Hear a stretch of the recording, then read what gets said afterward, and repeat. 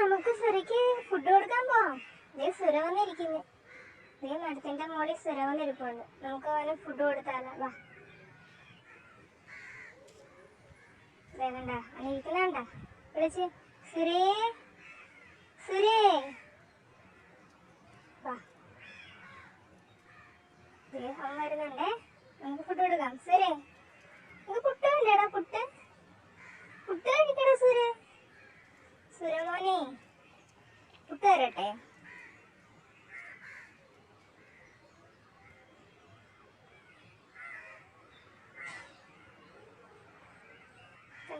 കുട്ടൂസിന്റെ സുരയുടെ favourite ഫുഡാണ് പുട്ട്. അല്ലേ കുട്ടൂസ? സുരേ പുട്ട് ഇഷ്ടമായടാ നിനക്ക്? സുരക്കുട്ട കുട്ടൂസ, അതേ നിന്റെ ഫ്രണ്ട് സുര.